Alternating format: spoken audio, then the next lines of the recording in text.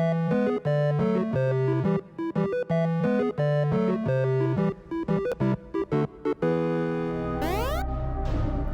imagine, you look outside your window and you see it, tons of flying aliens, humans cowering in the shadows, giant alien monsters wiping out city after city. But you worry not, because you're a battle-hardened soldier. You're an instrument to be used to finish off the invasion. The human race depends on you. You have the tools, your comrades, but most importantly, you have a fucking chainsaw attached to your gun. Gears of War 1 became very popular when it was released back in 2006. People liked it because it was a raw, brutal experience full of blood and carnage. It was a game that was loud, in your face, and not afraid to be itself. Fast forward 9 years later, and the gaming community is treated with a full remake of this unique title. I'm Fox from Good Guy Gaming, and I bring you my review for Gears of War Ultimate Edition. So check your gear, grab the Hammer of Dawn, and let's light up the night sky.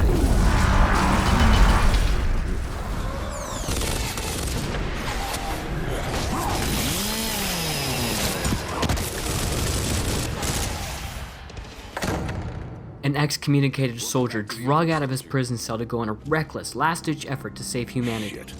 You play as Marcus, this foul-mouthed cog soldier who ends up leading a few of his comrades right into the heart of the alien invasion. Sadly, that's about it when it comes to the story.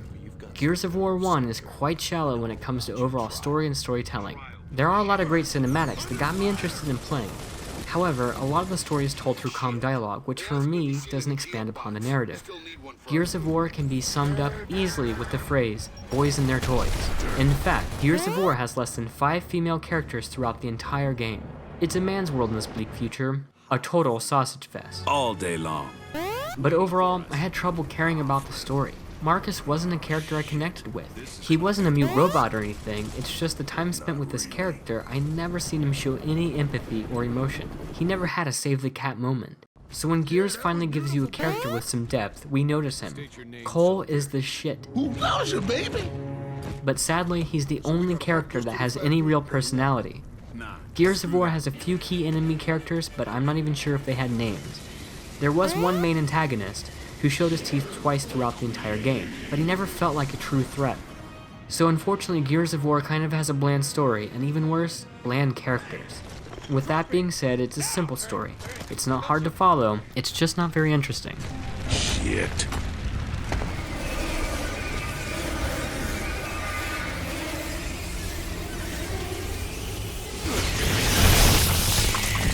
Gears of War came out in 2006, and the remake did not change any gameplay, so that means what we got back in 2006, for better or worse, is what we got now. I think what's noticeable after a couple hours of playing is the mechanics seem kind of old and unintuitive. Have you ever played any of the new Batman games? They're great, but they're also very guilty of doing a significant amount of hand-holding. The games will tell you exactly how to perform a task, when to perform the task, and they may even do the task for you. Gears of War Ultimate Edition is on the exact opposite side of the hand-holding type gameplay. There are about 5 boss fights, and every one of them you're going to keep dying and trying again until you figure it out. It wants you to troubleshoot every encounter, and in no way is the game going to tell you what you're supposed to be doing. That's pretty much the premise for every boss fight in the game. This game is frustratingly brutal. I should also mention that the developers used the PC version of the game to remaster, which means the Ultimate Edition offers a new campaign boss fight and a few extra multiplayer maps and game types. Strangely, the campaign, about 7 hours on normal, is stuck at 30 frames per second, which is bizarre for a remaster, even more so considering the multiplayer runs at 60 frames per second. During my playthrough of the campaign, I noticed a lot of frame drops. Obviously this tends to happen when a lot is going on, sometimes it would happen when nothing was going on. And I'm curious if the frame drops were also a problem in the original version. Other mechanics that I think pester the gameplay experience is how horizontal Gears of War plays. You always have to take the stairs, you can never hop down a ledge. The friendly and enemy AI is average at best. Your squad mates aren't terribly useful, and mostly they just kinda sit back, but sometimes they will surprise you with some sweet kills. There are times in the game where your squad mates will be downed, in critical condition, and you have the ability to revive them. This mechanic is pretty cool, but only you can do the reviving. I think it'd be awesome if the AI teammates could revive you as well. It would give us a second chance if we made a mistake during combat. During the boss fights, your AI teammates will get you killed. These guys have no idea what to do during boss fights. I'm not sure if it's because the developers didn't want to give the strategy away, or if the AI is just really that bad. Either way, it's super frustrating to lose a fight because your teammates are giving the boss hugs. Gears of War has a lot of variety in the missions you'll go on. You'll find yourself avoiding murderous crows, driving the tumbler, and literally shooting on rails. All the different types of gameplay is very much welcome in a traditional shooter such as this. Unfortunately, a lot of these segments tend to last a bit too long. It's almost like each mission will have a gimmick, and after the first minute of playing, you're kind of tired of it. The campaign allows for 2-player split screen and online matchmaking. And from my experience, having a friend playing on your squad will be beneficial because you no longer have to deal with the terrible AI. Mostly though, I think that the problems within the gameplay just boils down to the fact that this is a 9-year-old game.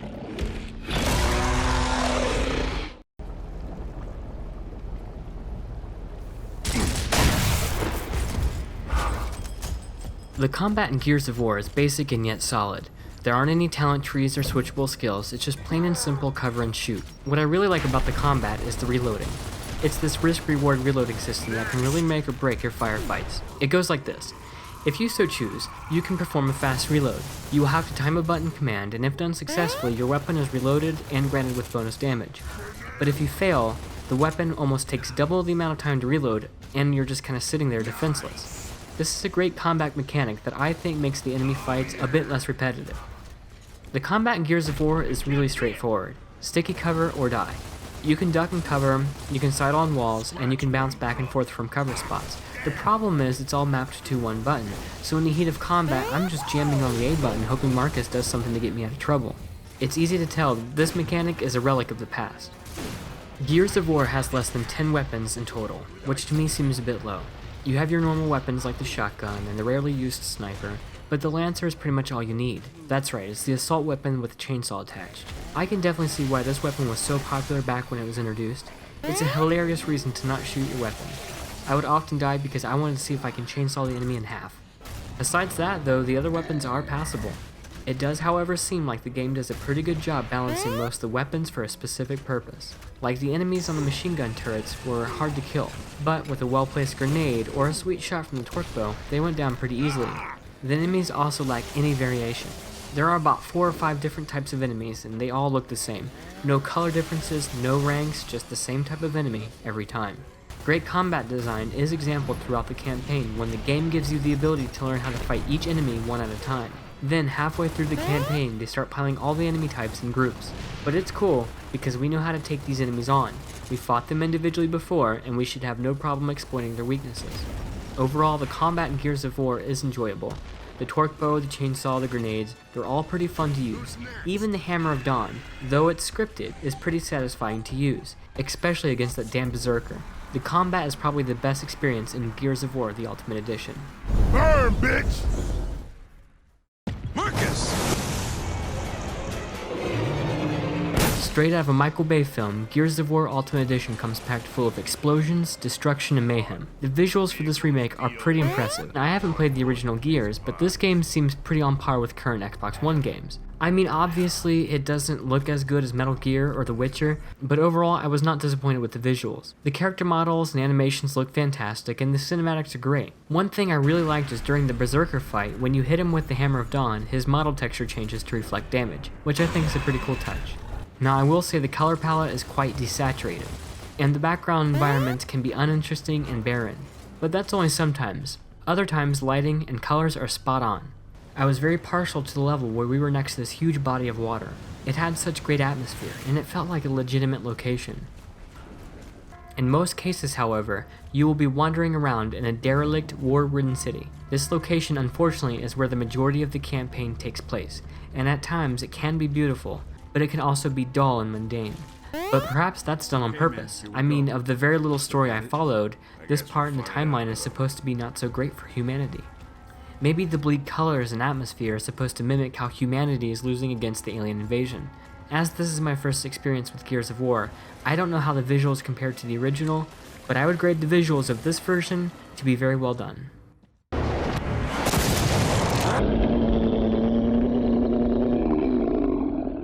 Gust! Take cover! Gears of War Ultimate Edition did not include a revamping of the original voice acting or musical score, which for something labeled as Ultimate Edition, it seems kind of a letdown. but actually the original assets are pretty good. Everything seemed to fit well with what was going on screen, and for the most part, the audio kept me well engaged. Also, it seemed like at random times, a character's dialogue would just be skipped. And I'm not sure if that's because I was progressing too far without the dialogue being over, or if the game wasn't functioning properly. Besides that, I noticed some great musical cues, and again, the music and sound effects really sell the locations.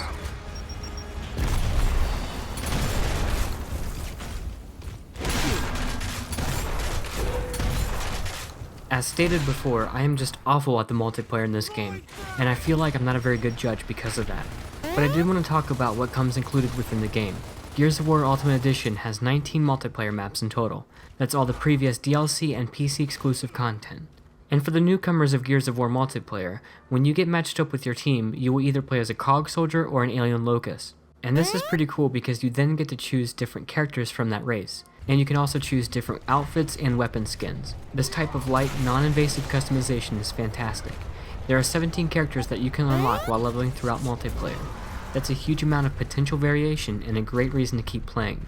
Gears also includes fan favorite game types from Gears of War 3. That's Team Deathmatch and King of the Hill. But it does not include the popular Horde mode. And like in Campaign, you can revive your downed teammates and perform brutal executions.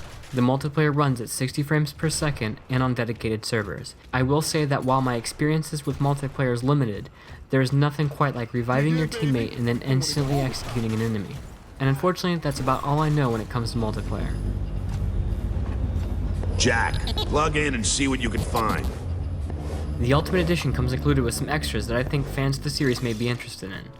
Throughout Campaign, you will collect dog tags, which unlocks a few achievements and comic books.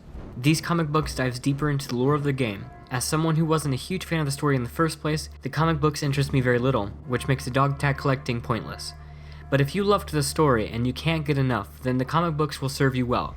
This is new content not available in the original game. But here's the real reason why this game may be worth your money.